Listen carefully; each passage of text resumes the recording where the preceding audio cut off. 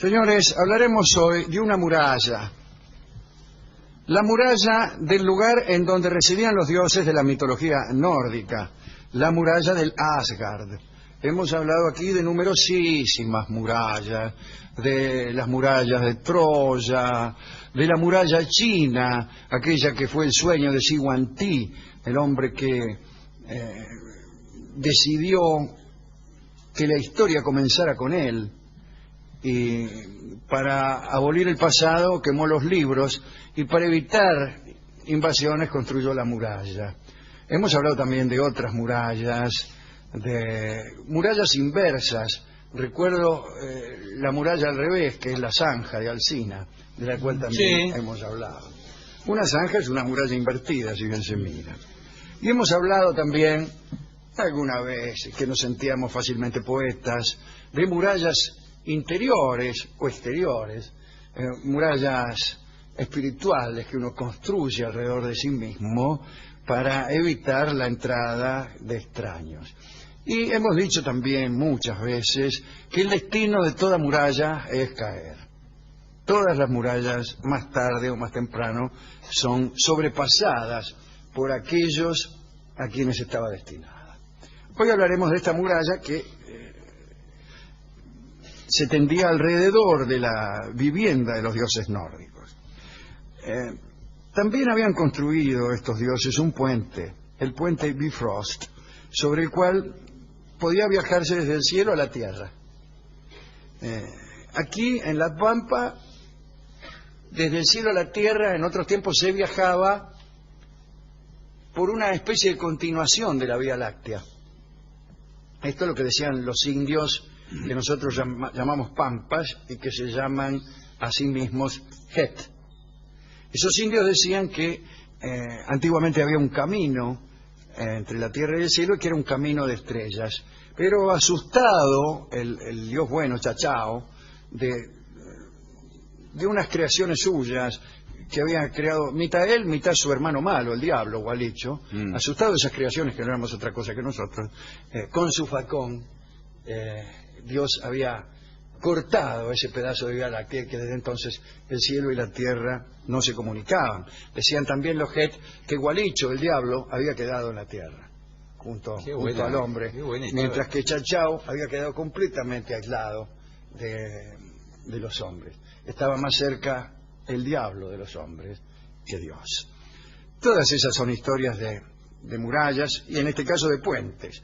Este puente Bifrost de los nórdicos, como he dicho, iba del cielo a la tierra, y también se utilizaba este puente para trasladarse al manantial Urdar, custodiado por el señor Mimir, la famosa fuente de Mimir.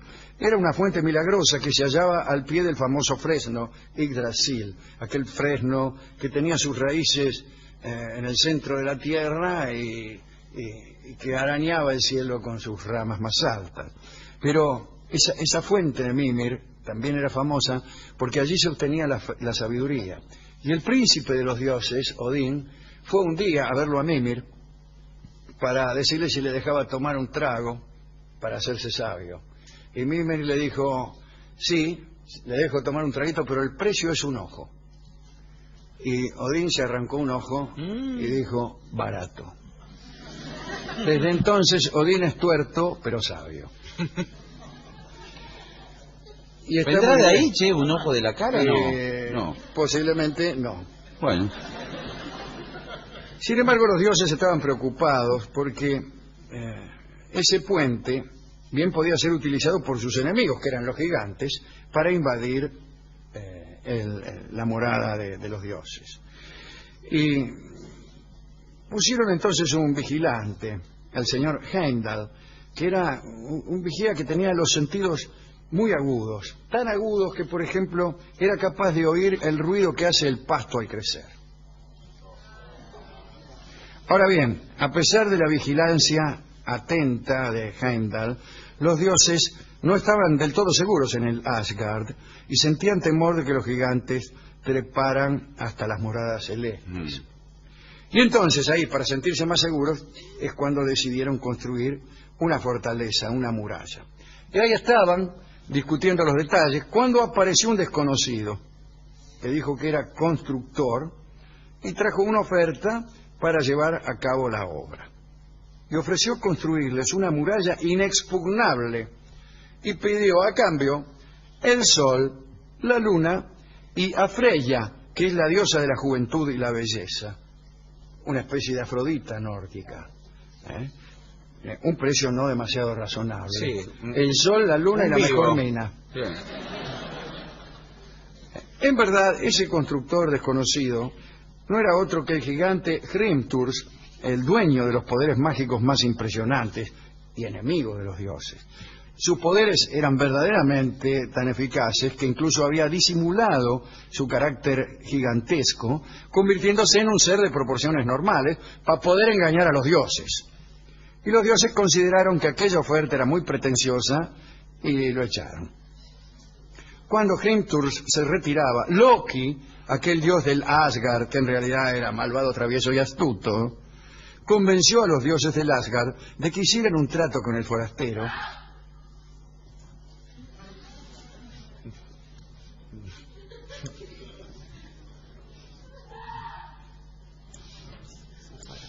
Evidentemente... No le comprendí bien.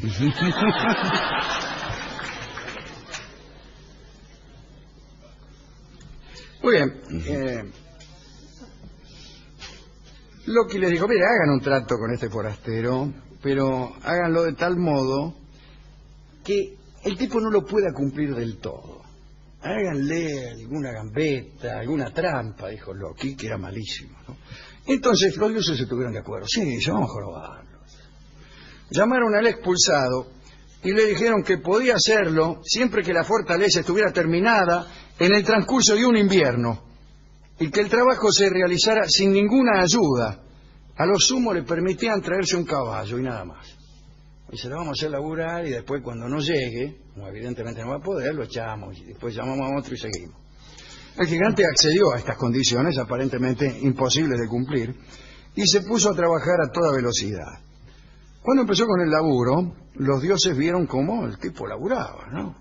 Transportaba pesados bloques de tierra, edificaba a toda hora y la construcción de la fortaleza avanzaba muy rápido, demasiado rápido.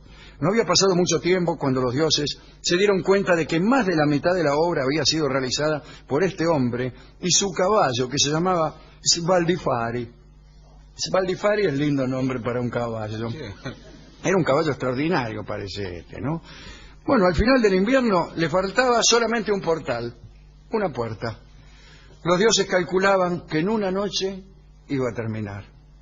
Preocupados, sí, imagínate, tenemos que darle a este el sol, la luna y la mejor de nuestras minas. Preocupados entonces por tener que pagar la recompensa, increparon a Loki, que era el que había tenido la idea. Dijeron, vos que se te ocurrió a vos, dice, te vamos a matar. Te vamos a matar, dijeron, a menos que se te ocurran los medios para impedir que este constructor termine su trabajo a tiempo. Lo amenazaron a Loki. Vos tenés la culpa, flaco. Arreglate, hacé que no termine, porque si termina, te matamos a vos. Pusieron entre la espada y la muralla. Claro, exactamente. Pero la astucia de Loki estuvo a la altura de la situación. Loki esperó hasta el anochecer del último día y buscó al caballo Svaldifari. En determinado momento Loki observó que el caballo iba por el margen de un bosque arrastrando un bloque de piedra enorme, que era el único que le faltaba para terminar la muralla. Y en ese momento Loki se convirtió a sí mismo, para algo era un dios, en una yegua.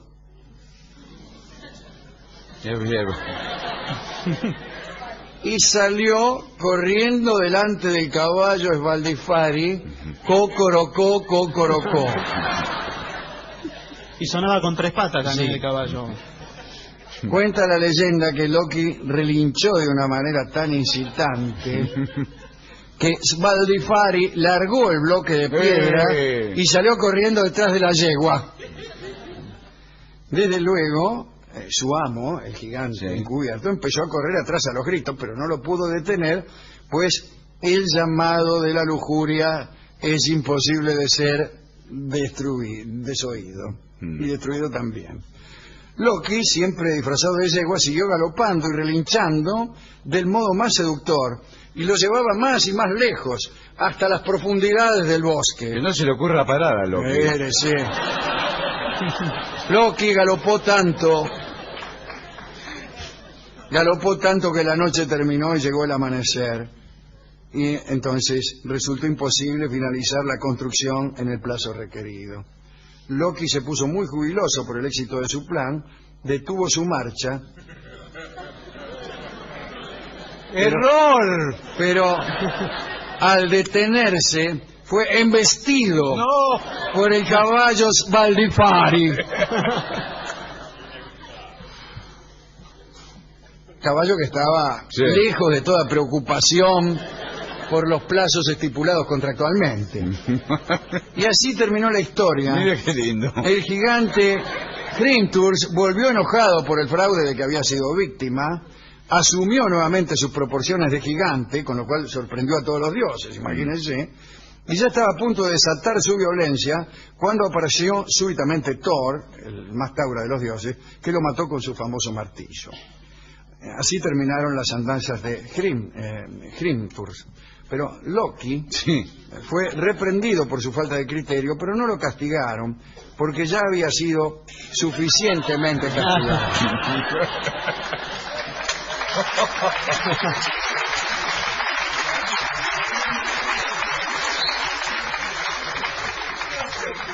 Con el tiempo, en uno de esos nacimientos milagrosos de los que hablan los mitos, Loki dio a luz un caballo de 8 patas. Y ese caballo fue nada menos que el famoso Sleipnir, que se convirtió en la monta preferida del dios Odín, el famoso caballo de 8 patas que marcaba 1.33 la milla. Me gustó esta historia de Loki, que fue por lana y salió trasquilado, pero por lo menos los dioses del Asgard evitaron ser burlados por sus famosos enemigos, los gigantes de Jotunheim, que así se llamaba la tierra de los gigantes. ¿A quién podemos dedicar esta historia que tiene algo de edificante, pero no sabría decirles qué? A Thor, ¿no?, que salvó las papas del fuego, y al caballo Svaldifari también, que escribió la moraleja: si por casualidad te conviertes en yegua, seguí corriendo.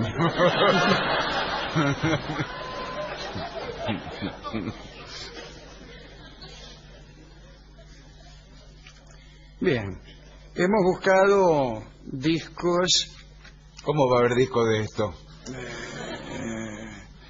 Bueno, después de todo es una historia de amor. Sí, es cierto. Del amor de Svaldifari por Loki, transformado en yegua. Loki de amor, o acaso Loca de amor, es un estupendo balsecito que escucharemos en la versión de don Horacio Salgán, que ha sido compuesto ciertamente pensando en la lujuria de los animales, que es pura, decente, sincera y que no es fingida. El animal, cuando te dice que te quiere, te quiere. Es verdad. ¿No es cierto, Svaldifari? Adelante, don Salgán y don Delío.